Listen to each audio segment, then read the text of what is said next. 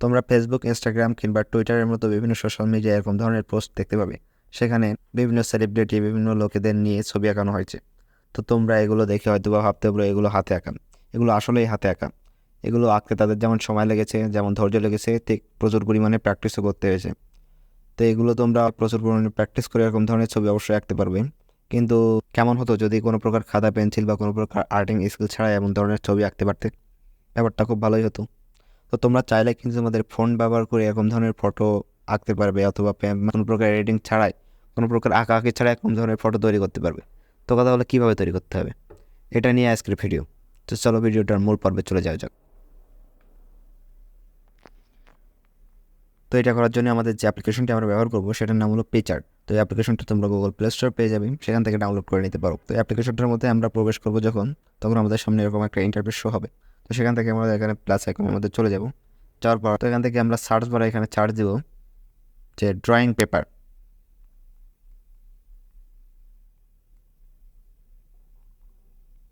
তো এইটা লিখে সার্চ দেওয়ার পর তোমরা এখান থেকে একটা ভালো দেখে পিকচার সিলেক্ট করে নেবে। তো এখান থেকে এটা সিলেক্ট করে নিচ্ছি। তারপর এটা লোড হয়ে গেছে। তো প্রথমে আমরা যে কাজটা করবো, এখান থেকে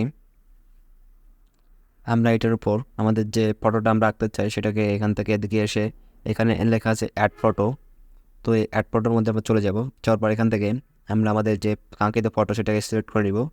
তো ফটোটাকে আমি সিলেক্ট করে নিলাম এখান থেকে। তারপর অ্যাড বাটনের উপরে অ্যাড বাটন ক্লিক করে দিব।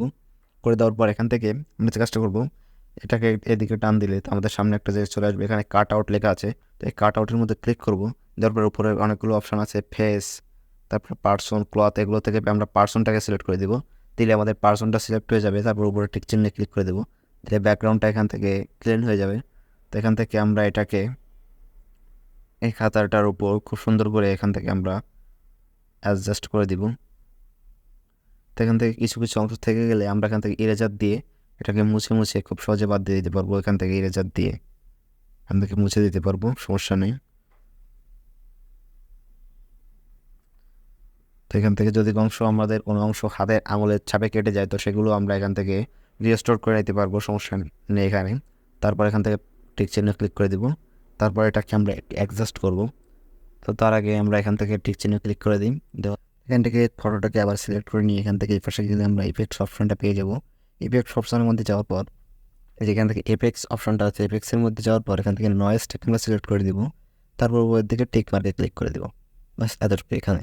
এবার এখান থেকে আমরা আসার পর এই পাশে গেলে আমরা অ্যাডজাস্টমেন্ট অপশনটা পাবো।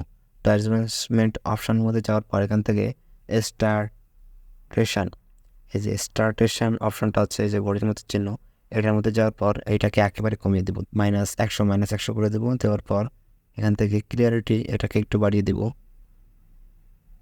এতটুকু থাক। কন্ট্রাস্টটাকে একটু কমিয়ে দিব আমরা, মোটামুটি 30% কমিয়ে দিব আমরা এখান থেকে কন্ট্রাস্টটাকে। আর ব্রাইটনেসটাকে একটু বাড়িয়ে দিব, এতটুকু করলাম। করার পর এখান থেকে এখান থেকে হাইলাইটটাকে অল্প একটু বাড়িয়ে দিলাম। দিয়ে এখান থেকে উপরের দিকে আমরা টিকমার্কে ক্লিক করে দিলাম। দেওয়ার পর এখান থেকে যে অপাসিটিটা আছে এইটাকে একটু আমরা এখান থেকে কমিয়ে দিব। এখান থেকে আছে 100%, এখান থেকে আমরা 90 কিংবা 85 করে দেব। তো 90% করে দিলে হচ্ছে। এবার এখান থেকে উপরের দিকে যে ইরেজার অপশনটা আছে, ইরেজার অপশনটা আমরা সিলেক্ট করব। করার পর এখান থেকে আমরা এই দিক থেকে একটু অল্প একটু অংশ কেটে দেবো, এটাকে একটু বাড়িয়ে নিলাম। নেওয়ার পর এখান থেকে আমরা এখান থেকে একটু এটাকে দিক থেকে একটু কেটে নিলাম। আচ্ছা, এখান থেকে এতটুকু আমরা এখান থেকে মুছে দিলাম। দিলে ব্যাপারটা দেখতে মনে হচ্ছে যে আর্টিং আর্টিং ভাব এসেছে। তারপর এখান থেকে আমরা যে কাজটা করবো, এখান থেকে আমাদের একটা নাম এখানে বসিয়ে দিব। তার জন্য এখান থেকে আমরা ওকেতে ক্লিক করে দেবো, টিক মার্ক দিয়ে দেবো। দেওয়ার পর এখান থেকে আমরা এখান থেকে টেক্সট অপশনের মধ্যে চলে যাব।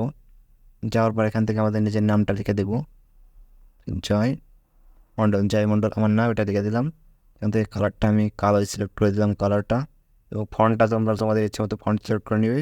নেওয়ার পর এখান থেকে আমরা এটাকে সাইজ করে ঠিক জায়গা মতো বসিয়ে দিব। তো এখান থেকে একটু রোটেট করে নিচ্ছে।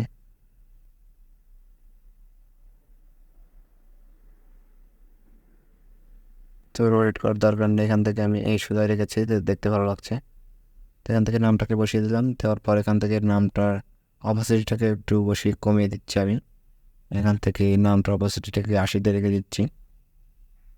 তারপর এখান থেকে আমরা চাইলে ফটোটাকে এখান থেকে সেভ করে নিতে পারি।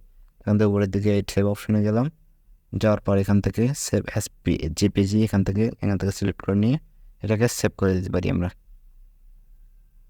এটা আমাদের গ্যালারিতে সেভ হয়ে গেছে।